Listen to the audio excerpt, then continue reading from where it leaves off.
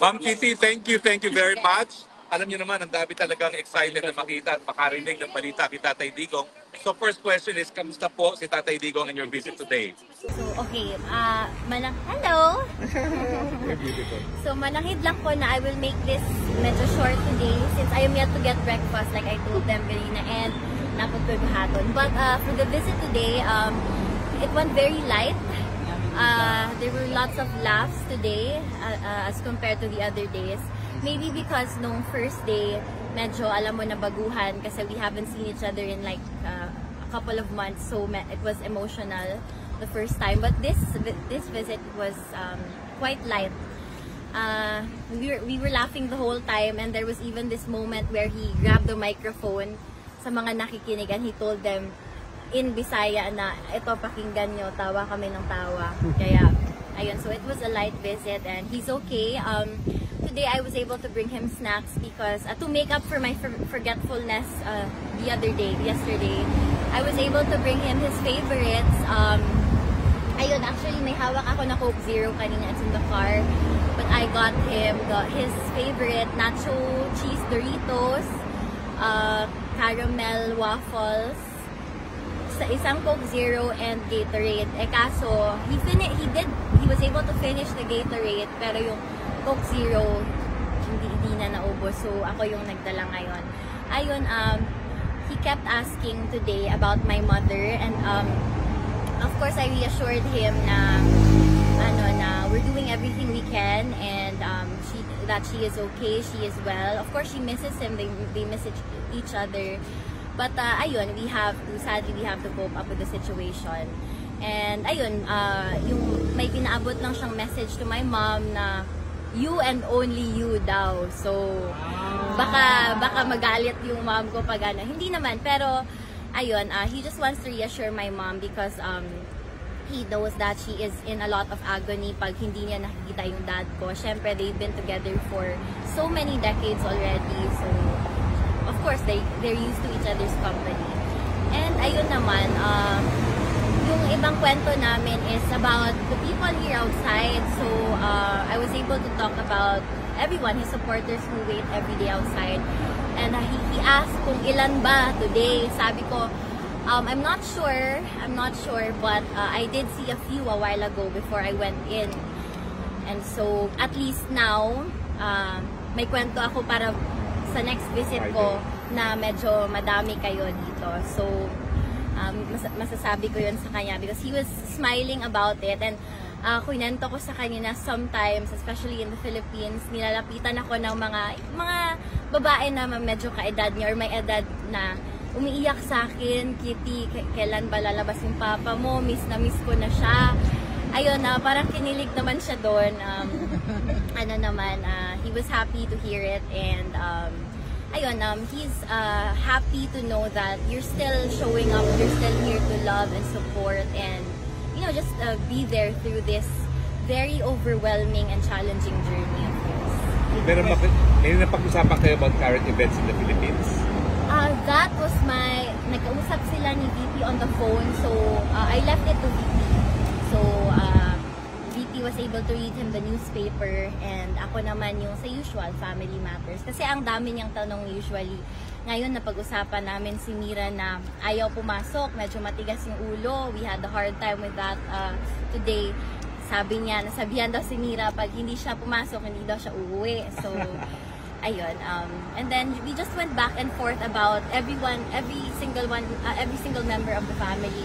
Kinamusta niya, kamusta si Kulong, tapos si Inday Sara na naman, Sebastian, and then me. And ayun, sabi niya, para sa akin daw, hindi mo na daw magpaligaw. So, ayun, kailangan kong sundin yun ngayon. So, ayun, yes. Kitty, you're so beautiful. My question for you is, Yes. Before kasi nakita ko, wait. Alam ko, may picture tayo dati. Ang ganda natin dalawa dun. Ma'am, tanong ko lang sa'yo, kasi alam ka ni former President, may tatlo kang billboard, one is the biggest in Makati. Yes, he actually memorizes where they're located, yung mga billboards na yun. So, sometimes, kamusta niya yung billboard mo dun sa ganito, sa location na yan? Okay naman, nandun pa rin. And I do send him pictures of it, of all of them also. And minsan tanong niya pa, oh, kailan ba yan madagdagan? Sabi ko, hintay ka lang, hindi pa tayo masyado sikat. Next time na. So, ayun. Kasi yung sa Makati nakita ko. Pero yung sa Davao na others. Thank you for that. Yes, thank you. Anong oras nag-start ang visit mo, Kitty, today? It started at 2:30. So, nabago oras? And then at 4, bago lang. So, it was the usual 1 hour and 30 minutes. Tapos, ayun, very eventful naman ng aming ngayon. Puro tawanan, puro, actually, I tried to massage him, his hands, ganun. Yung mga pag ganun lang, sabi niya okay lang daw siya kasi he feels strong today. So, ayun. Quick question lang. Is the characterization of your father physical appearance being bones and skin still carries? I wouldn't say bones and skin. Of course, they have to feed him there. It's their responsibility, their obligation. But yes, he is losing a lot of weight, and but also we concluded na it comes with the aging, of course. He realized na minsan nga sinasabi niya, oh, I am 84, I am 85. No, buwang ka, you are 80. Ayun, so bata pa ka, hindi pa pwede.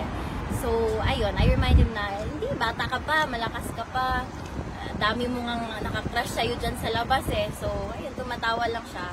Ayun nga, of course, he lost weight, lalo na as compared to before he was taken. Kasi, syempre at home, he can eat whatever he likes, he has a support system, and ayun, of course, when you're in a place you don't belong to, it comes with the emotional and the mental and the physical distress. So anyone would understand kung bakit pumapayat siya. Correct. He doesn't have the appetite. But he does eat. He does eat. Ikaw, Kitty, have you recovered from the trauma in Villanueva Air Base? Ako, yes naman, I would say. Kasi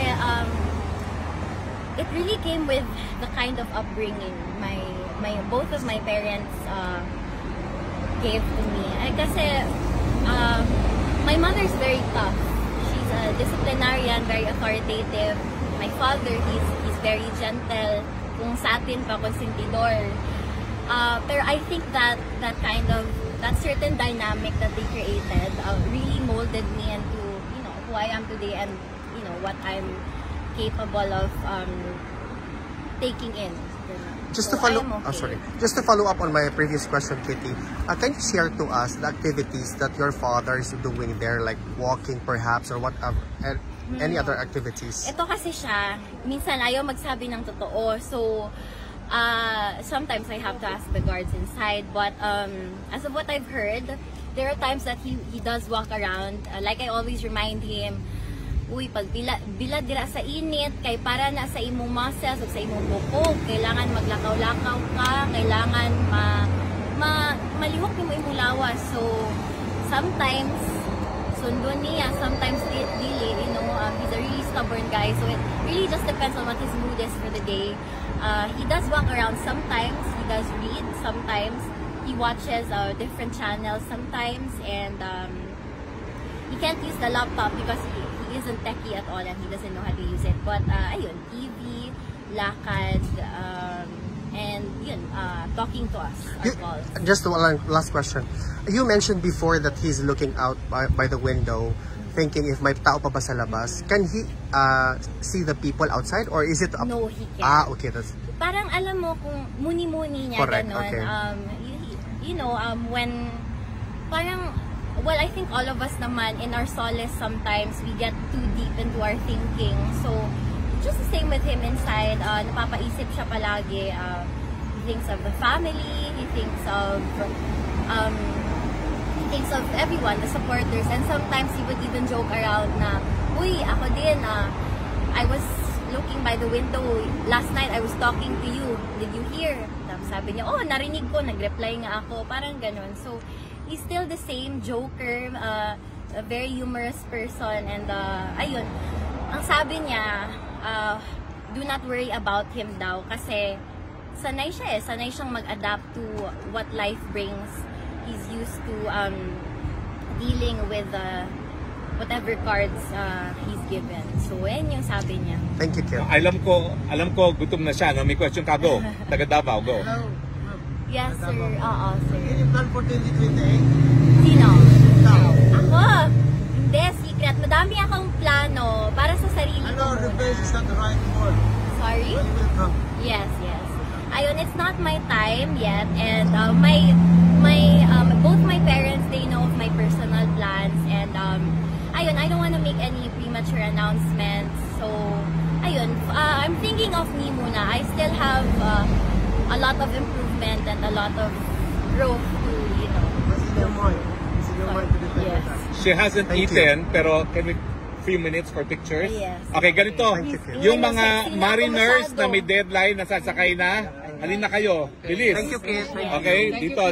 Mariners na may deadline, nasasakay na, halin na kayo. Bilis. Okay, dito. Just, Mariners. can you Yung mga send a message? It's from U.S. that he has a lot of support from U.S. Florida man. Sabihan ko siya ba? Yes, he has a lot of supporters in. Okay. Alvin, pakikuha rin sa ako. yung mga pasakay na po ng barko. Thank you, gang. Thank you, Kit. Ha? Oh, ito, yeah. Sino ang kumuha ng camera nyo? Ito. Ano po? Ay, nakailan ninyo diri, oh. Ay, nakailan ninyo. Camera nyo na yan?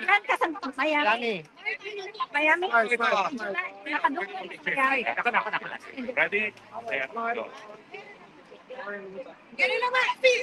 Peace, peace. Oo. Sure. Okay. Okay, next. Yung ibang pang mga first-timers. Hindi, basta na dyan kayo, mga first timer ta. Okay, first-timers. Go. Kami. Sama pa ako. Sige, go. Okay, go. Galing Ako na. Sige. Dito tingin, ready? 1, 2, isa pa po. 1, 2. Okay.